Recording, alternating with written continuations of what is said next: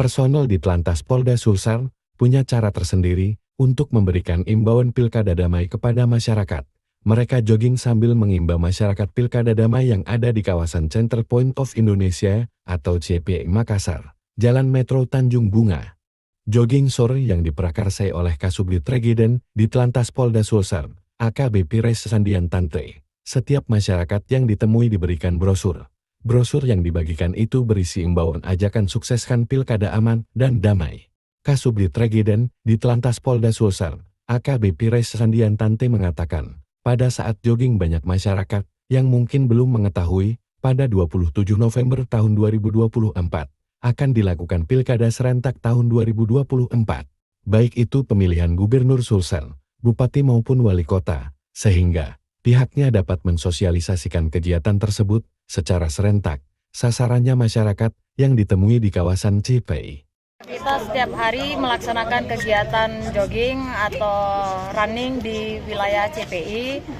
Selain itu, pada sore hari ini kita mengadakan kegiatan sosialisasi terkait pilkada damai.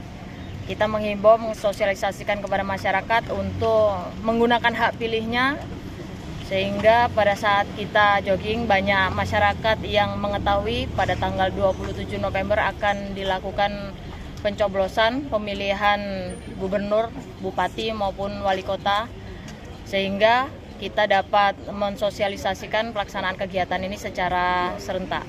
AKBP Res juga mengatakan, ketika berlari merupakan olahraga yang membutuhkan komitmen dan konsisten, sama dengan pada saat pilkada, harus dengan konsisten lebih dan menerapkan situasi yang damai. Begitu pula agar masyarakat tertib berlalu lintas. Selain itu, ketika kita berlari itu merupakan olahraga yang membutuhkan komitmen dan konsisten, sama dengan pada saat kita pilkada harus konsisten, kita lebih menerapkan damai dan masyarakat yang tertib berlalu lintas. Selain mengimbau secara langsung, personel di Telantas juga membagikan leaflet terkait dengan cara mencoblos. Selain itu, pihaknya juga bagi leaflet terkait dengan tertib berlalu lintas.